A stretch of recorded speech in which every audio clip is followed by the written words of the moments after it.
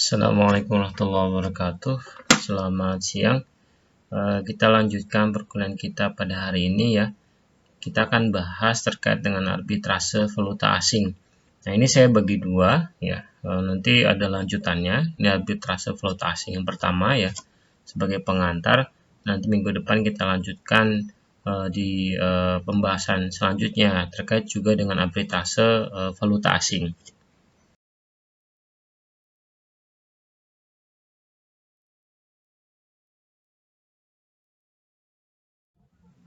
Nah, apa saja yang pada hari ini akan kita bahas? Setidaknya kita akan bahas 3 hal.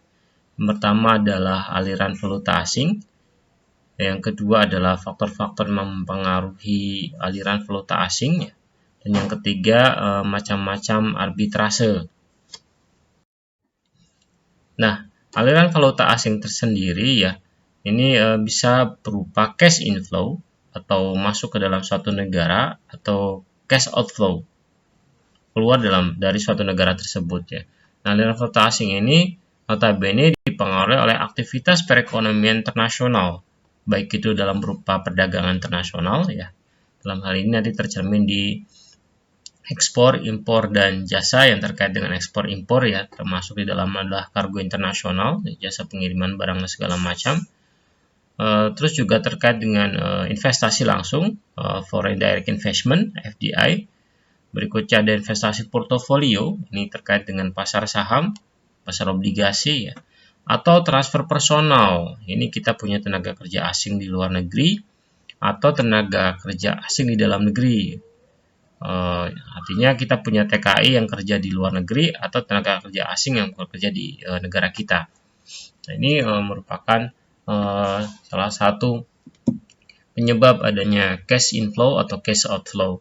Nah, berikutnya ada investasi swasta, karena kadang swasta itu diberikan kebebasan, ya, untuk berinvestasi ke luar negeri atau menerima investasi dari dalam negeri. Nah, ini juga salah satu sumber aliran valuta asing. Dan yang terakhir itu ada utang, ya, utang pemerintah, utang swasta yang berasal dari luar negeri. Nah, atau bantuan luar negeri. Kalau hutang ini harus kita bayar, kalau bantuan luar negeri biasa dalam bentuk hibah. Tapi sekarang sudah mulai jarang ya, kecuali bantuan yang terkait dengan musibah atau bencana. Ini penyebab valuta asing itu berputar, mengalir, bergerak. Ya, karena memang kalau kita boleh sederhanakan, aliran valuta asing ini sangat bergantung dengan aktivitas perekonomian yang dilakukan oleh suatu negara dengan negara-negara lain. Sehingga boleh dikatakan ketika negara itu tidak lagi menutup diri atau terlibat dalam perekonomian global, maka aliran valuta asing itu akan masuk atau keluar dari negara tersebut. Terus faktor-faktor apa saja yang mempengaruhi aliran valuta asing? Nah, untuk mengetahui faktor-faktor yang mempengaruhi aliran valuta asing tersebut ya, terdapat beberapa teori yang bisa kita gunakan. Dan ini tidak jauh beda dengan teori nilai tukar sebenarnya, ya, faktor-faktor yang mempengaruhi nilai tukar. Karena aliran valuta asing sendiri ini merupakan bagian ya. Kalau inflow, ya berarti dia supply of valuta asing. Kalau outflow, keluar, ini juga supply of valuta asing. Dalam artian valuta asing ini baik inflow maupun outflow ini akan mempengaruhi supply-nya. Ketika inflow dia supply valuta asing yang meningkat, berarti nilai tukar domestik menguat, terapresiasi, dan nilai tukar valuta asingnya terdepresiasi karena harga valuta asingnya turun. Tetapi ketika cash outflow, ya, ketika supply valuta asingnya berkurang, maka harga valuta asingnya akan naik, artinya dia terapresiasi dan mata uang domestik terdepresiasi. Sehingga kita bisa menggunakan beberapa teori. Yang pertama adalah teori purchasing power parity, ya, purchasing power parity. Yang kedua teori balance of payment. Yang ketiga teori paritas suku bunga atau interest rate parity. Ini yang sering dipakai. Nah, jadi ketika Federal Reserve menetapkan suku bunga, bisa menurunkan, maka ini biasanya akan direspon oleh negara-negara lain. Dan yang terakhir menggunakan teori international future effect. Nah, selain itu, arbitrase valuta asing juga mempengaruhi Ya, ini karena dia bermain pada sisi permintaan. Ya, permintaan dari valuta asing. Oke, kita lanjutkan. Yang pertama adalah teori purchasing power parity atau teori P3 kalau saya sering sebut ya. Ini merupakan teori yang menjelaskan bahwa nilai tukar antara dua mata uang akan berubah sesuai dengan perubahan tingkat harga relatif pada dua negara yang bertransaksi dengan menggunakan mata uang tersebut. Nah, mata uang yang memiliki daya beli lebih tinggi di negerinya sendiri disebut juga dengan undervalued. Ya, sehingga memicu terjadinya adanya dorongan untuk menjual mata uang asing yang dimilikinya dan membeli kembali mata uang domestik. Sehingga dia relatif nanti ketika undervalued, supply of valuta asingnya meningkat. Ya. Nah, hal ini yang mendorong menguatnya nilai mata uang domestik terapresiasi. Ya, terapresiasi. Atau kebalikannya, jika suatu mata uang memiliki daya beli yang lebih rendah di negerinya sendiri, maka disebut overvalued.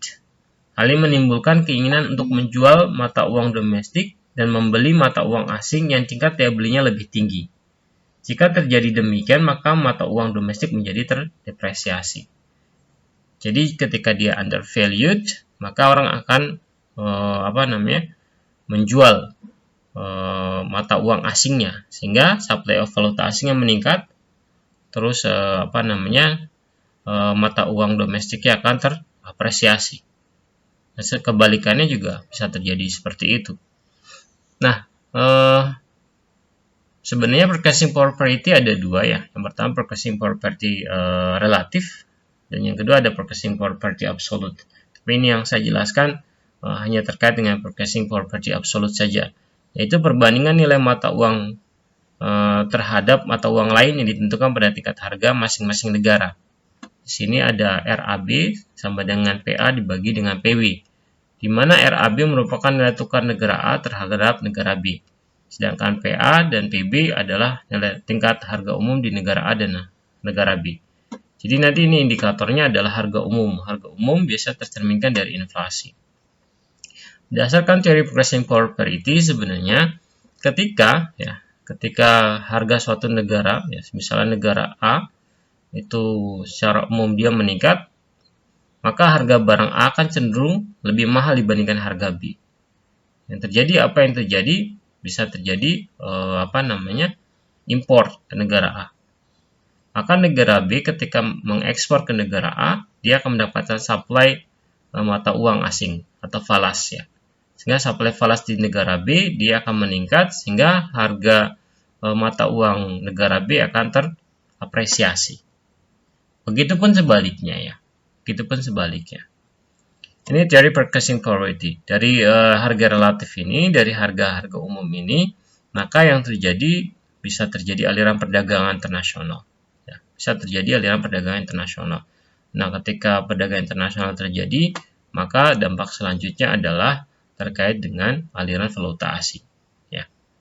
Nah, relatif valuta asing itu akan mengalir ke negara-negara dengan harga umum yang relatif rendah. Artinya apa? Negara dengan tingkat harga umum yang relatif rendah itu dia memiliki daya saing, sehingga cenderungannya akan melakukan ekspor, sehingga valuta asing akan mengalir ke negara tersebut. Ini teori yang pertama. Yang kedua terkait dengan teori balance of payment atau neraca pembayaran. Secara definisi, balance of payment ini merupakan suatu catatan yang disusun secara sistematis mengenai seluruh aktivitas ekonomi yang meliputi perdagangan barang atau jasa, transfer keuangan moneter antara penduduk suatu negara dengan penduduk negara lain ya, untuk suatu periode waktu tertentu. Ya. Jadi ini sederhananya itu. Maka kalau kalian nanti setelah UTS ya disampaikan terkait dengan neraca pembayaran, maka setidaknya ada dua komponen, ada neraca berjalan atau current account, dan ada capital account atau neraca modal. Nah, current account ini mencatat terkait dengan perdagangan dan jasa yang mengikuti. Ya, perdagangan di sini dalam artian adalah perdagangan internasional terkait dengan ekspor dan impor. Dan ketika ekspor, maka kita harus menggunakan jasa pengiriman ya, kargo internasional. Itu masuk juga dicatat juga di neraca pembayaran. Berikutnya ada neraca modal. Ini baik itu nanti ada investasi langsung, investasi tidak langsung, atau investasi portofolio ya, ini tercatat juga. Nah, nanti kesimpulannya dalam neraca pembayaran itu apakah surplus atau defisit. Ketika neraca pembayaran surplus, maka penawaran valuta asing juga akan meningkat. Dengan kata lain, cadangan devisa juga akan meningkat. Atau sebaliknya, kalau defisit, maka penawaran valuta asing akan menurun. Nah, ketika penawaran valuta asing meningkat, maka harga valuta asing itu akan turun. Tetapi, sebaliknya, mata uang domestik yang meningkat atau terapresiasi. Nah, detail akun atau nama transaksi dalam neraca pembayaran dapat digunakan untuk mengamati aktivitas ekonomi suatu negara secara global. Jadi di hadapan perekonomian global, kita akan bisa melihat Indonesia itu kelemahannya di mana. Nanti ini terlihat di misal utang luar negeri kita luar biasa misalnya. Nah, di neraca pembayaran kita bisa rinci bagaimana perkembangan cicilan bunga misalnya. Itu ada. Jadi nanti kalian bisa cek di websitenya Bank Indonesia ya. Di situ bisa diperinci secara lebih luas. Lebih luas akun-akunnya. Nah, sehingga aliran valuta asing dapat diamati secara terperinci juga. Ya, saya belum ngecek ya. Kalau dulu jasa ya di dalam akun jasa dalam neraca berjalan atau current account Indonesia itu biasanya selalu negatif. Artinya apa? Artinya kita sering menggunakan kargo-kargo ya, pengiriman barang, jasa pengiriman barang yang berasal di luar negeri, berasal dari perusahaan luar negeri. Dan ini yang menyebabkan kita membutuhkan ya eksportir kita membutuhkan jasa dan harus membayar dalam bentuk valuta asing. Sehingga valuta asing banyak lari karena tadi. Jadi kalau diamati ini secara detail akan terlihat mana saja. Salah satunya nanti ada lagi misalnya aliran valuta asing di luar negeri dalam bentuk transfer dari tenaga kerja Indonesia yang ada di luar negeri. Makanya kenapa TKI, TKW sering disebut sebagai pahlawan devisa karena tadi mereka merupakan salah satu sumber devisa negara. Ini terlihat juga dapat diamati dari aliran valuta asing yang masuk ke Indonesia. Teori yang ketiga adalah teori paritas suku bunga atau interest rate parity, IRP ya. Kalau kita singkat IRP. Yaitu teori yang mengartikan hubungan antara pasar keuangan internasional dengan pasar valuta asing. Ini terlihat dari mana? Terlihat dari hubungan antara suku bunga dengan kurs yang dapat diartikan dengan melihat tingkat depresiasi nilai mata uang domestik dengan mata uang luar negeri serta suku bunga domestik lebih kecil dari suku bunga luar negeri. Nah, ini maka terjalin aliran dana ke luar negeri yang berdampak pada terdepresiasinya nilai tukar mata uang domestik terhadap mata uang asing atau luar negeri. Ya, ini jadi sederhananya kalau kita mau mengamati adalah kita mau mengamati nilai dari mata uang domestik dan mata uang luar negeri tadi dari perspektif tingkat suku bunga. Ketika tingkat suku bunga Indonesia misalnya ya dia meningkat, maka nilai uang di sini ya kalau kita identikan tingkat suku bunga dengan harga itu akan meningkat, sehingga orang asing akan memasukkan valuta asingnya untuk berinvestasi di Indonesia. Kenapa? Karena keuntungannya bisa dilihat dari tingkat suku bunga tadi. Ya, mereka memainkan tingkat suku bunga antar negara melihat ada kemungkinan meningkat apa tidak. Ya. Sebagai contoh misalnya gini lagi. Federal Reserve misalnya meningkatkan tingkat suku bunga. Tapi Indonesia tidak merespon, tingkat suku bunga Indonesia tetap saja. Artinya, kalau kita sebagai investor melihat tingkat suku bunga Amerika meningkat, maka lebih menguntungkan ya berinvestasi di Amerika. Maka minimal akan mendapatkan tingkat suku bunga sebesar tingkat suku bunga acuannya minimal. Walaupun nanti dalam kenyataannya ketika kita investasi dalam suatu perusahaan atau perbankan ya itu tingkat suku bunganya lebih tinggi dibandingkan tingkat suku bunga acuan. Tetapi ya itu tadi. Maka ketika Federal Reserve meningkatkan tingkat suku bunga, kalau Indonesia tidak merespon, maka biasanya yang terjadi adalah capital outflow atau cash outflow, artinya valuta asing lari ke luar negeri. Ya, maka ini yang disebut dengan interest rate parity. Maka interest rate parity juga ini terjadi dari aktivitas arbitrase untuk mencari keuntungan, khususnya pada coverage interest rate. Jadi ini salah satu arbitrase, nanti jenis arbitrase. Jadi mencari keuntungan dari tingkat suku bunga antar negara. Ya. Jadi kesempatannya mana yang lebih menguntungkan. Mereka pemain-pemain pemodal-pemodal pasif seperti ini ya, ini jeli sekali terhadap perubahan tingkat suku bunga. Teori terakhir terkait dengan aliran valuta asing adalah teori International Fisher Effect. Nah, teori International Fisher Effect ini menjelaskan bagaimana kurs satu mata uang terhadap mata uang yang lainnya akan mengalami perubahan terhadap perbedaan tingkat bunga antara dua negara. Ya. Nah, ini mirip dengan interest rate parity, tapi hasilnya berbeda. Ya, kesimpulannya berbeda. Nah, nilai mata uang dengan tingkat bunga yang rendah diharapkan dapat untuk meningkatkan nilai tukar relatif terhadap mata uang dengan tingkat bunga yang lebih tinggi. Ya, terhadap mata uang dengan tingkat bunga yang lebih tinggi.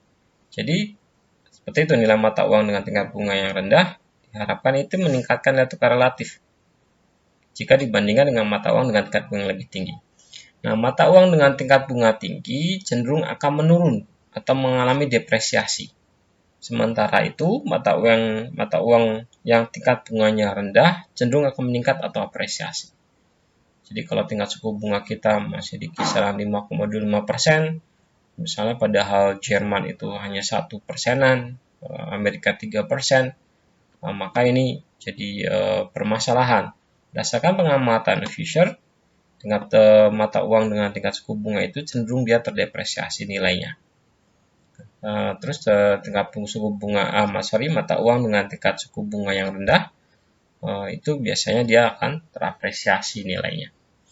Nah, pengaruh Fisher menyatakan bahwa suku bunga real sama dengan suku bunga nominal minus laju inflasi. Dan jika suku bunga real dijaga agar tetap konstan, maka suku bunga nominal akan dan suku bunga real dapat disesuaikan berdasarkan basis 1 untuk 1. Artinya adalah kalau inflasi naik 1%, maka tingkat suku bunga nominal juga akan meningkat 1%. Ini Fisher Effect, ya, teori Fisher Effect. Memang kesimpulannya berbeda dengan interest rate parity. Kalau tadi interest rate parity, aliran valuta asing akan berpindah kepada negara dengan tingkat suku bunga yang cenderung meningkat. Sedangkan ketika negara menurunkan tingkat suku bunga dan negara lain itu tingkat suku bunga tinggi, itu jadi insentif bagi investor untuk berinvestasi di negara dengan tingkat suku bunga tinggi, sehingga valuta asing akan mengalir pada negara dengan tingkat suku bunga yang tinggi. Tetapi kalau Fisher Effect kebalikannya, berdasarkan pengamatan Fisher Effect, kalau negara dengan mata uang negara dengan tingkat suku bunga yang rendah, itu relatif nilainya lebih tinggi atau terapresiasi. Kalau tingkat suku bunganya tinggi, maka mata uang negara tersebut cenderung mengalami depresiasi. Ya, oke, kita lanjutkan. Nah, terakhir adalah salah satu teori yang menyatakan aliran valuta asing adalah arbitrase falas. Nah, apa itu arbitrase dulu ya? Ini arbitrase ini kalau secara umum didefinisikan sebagai aktivitas pembelian atau penjualan suatu komoditi atau produk termasuk valuta asing di suatu tempat pada saat yang sama juga menjual atau membeli komoditi tersebut di tempat lain dengan harga yang lebih menguntungkan. Ya. Atau kalau dalam bahasa Inggris arbitrase itu diambil dari kata arbitrage yang dalam dunia ekonomi dan keuangan adalah praktek untuk memperoleh keuntungan dari perbedaan harga yang terjadi di antara dua pasar keuangan. Jadi ketika ada selisih harga tapi komoditasnya sama, maka memungkinkan terjadinya arbitrase. Kalau minggu kemarin saya jelaskan terkait dengan spot cross rate atau kurs silang, ini salah satu bentuk arbitrase. Jadi kalau kita punya kita di Indonesia dengan rupiah misalnya 10.000 ya per dolar, 10.000 rupiah per dolar. Berikutnya, Misalnya ringgit itu terdepresiasi sehingga dolarnya mahal, kita beli ringgit, kita tukar rupiah per ringgit, ini dapat keuntungan. Jadi selama ada selisih harga di antara tiga komoditas ini, tiga mata uang ini, maka kita bisa mendapatkan keuntungan, dengan kata lain arbitrase. Nanti saya jelaskan lebih lanjut di slide berikutnya.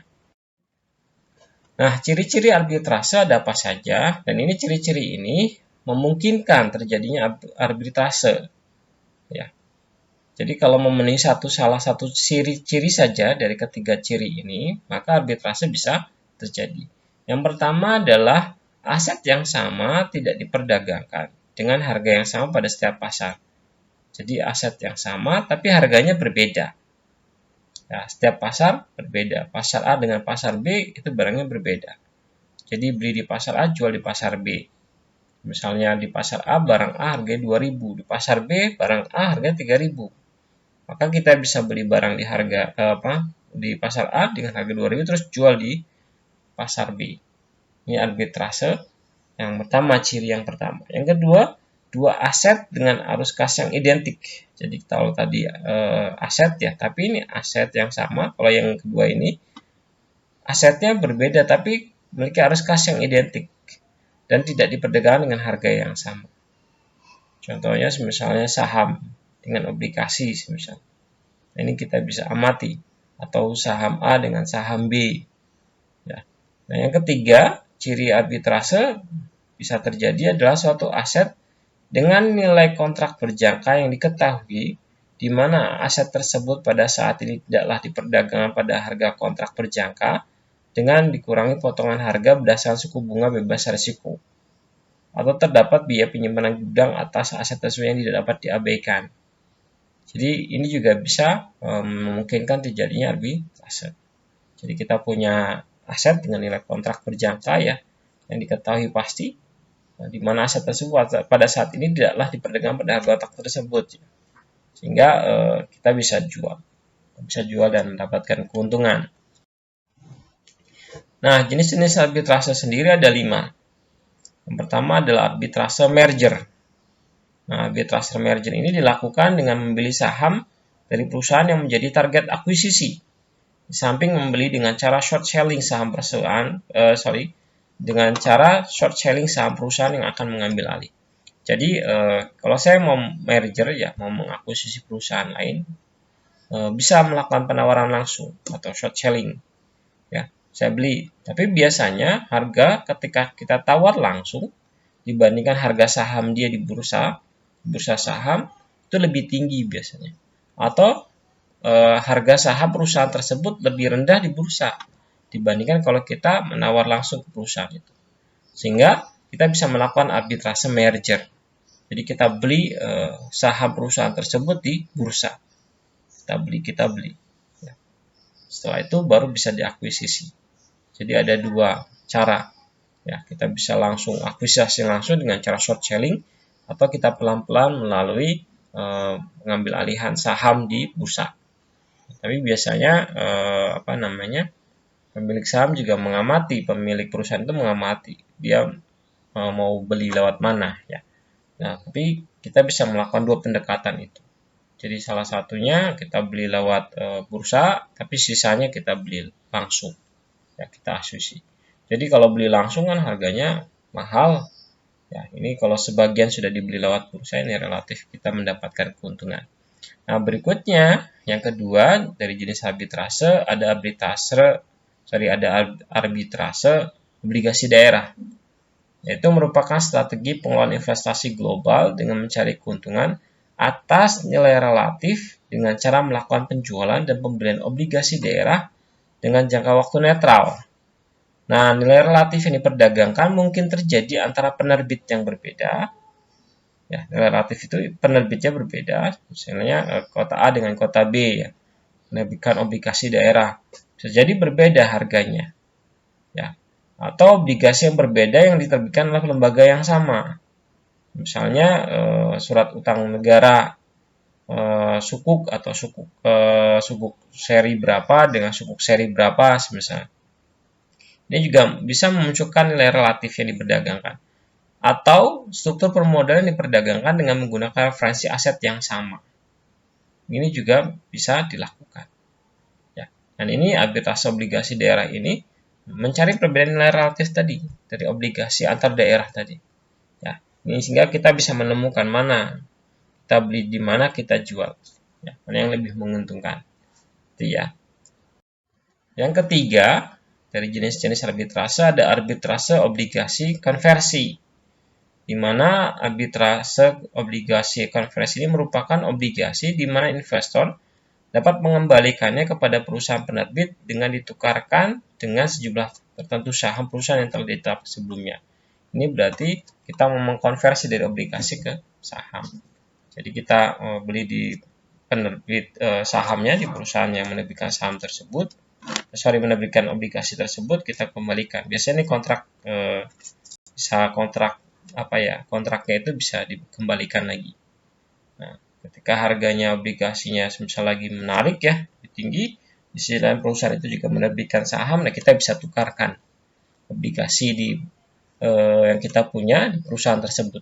Jadi perusahaan yang sama ya, perusahaan yang sama menerbitkan obligasi dan saham. Kita beli obligasi. Tapi ketika harganya meningkat dan harga saham perusahaan itu dia turun, maka kita bisa jual obligasi itu ke perusahaan tersebut ya.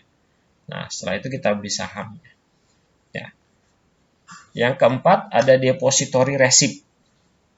Nah, ini merupakan security atau jaminan yang ditawarkan sebagai pengikut saham pada pasar asing. Misalnya perusahaan Jepang ingin memperoleh uang, maka ia dapat memberikan depository receipt pada misalnya NYA, ya New York Stock Exchange misalnya. Nah, karena terbatas jumlah modal yang beredar pada bursa lokal. Jadi, ketika perusahaan Jepang membutuhkan modal, dia bisa menerbitkan saham di New York Stock Exchange misalnya. Kenapa? Alasannya salah satunya misalnya uang atau modal di bursa lokal terbatas di Jepang.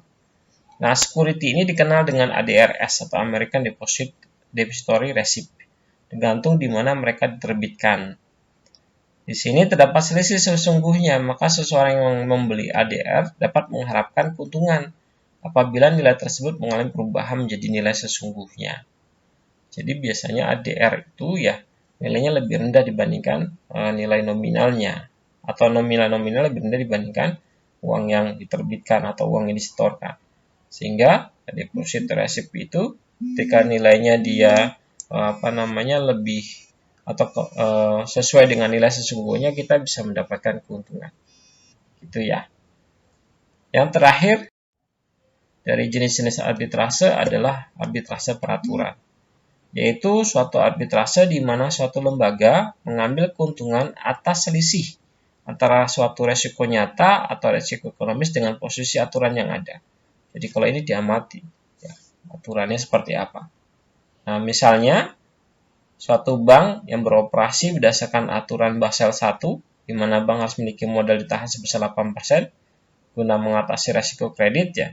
Namun resiko gagal bayar yang sesungguhnya adalah amat rendah, maka adalah menguntungkan apabila atas hutang tersebut dilakukan sekuritisasi sehingga pinjaman berisiko terendah tersebut dikeluarkan dari portofolio bank. Nah, di sisi lain, apabila risiko ternyata lebih besar daripada risiko yang diatur oleh peraturan yang ada, maka akan menguntungkan apabila utang tersebut ditahan dalam bentuk portofolio bank. Ya, ini salah satu jenis arbitrase. Tapi nanti kita fokus di arbitrase valuta asing. Ya, arbitrase valuta asing.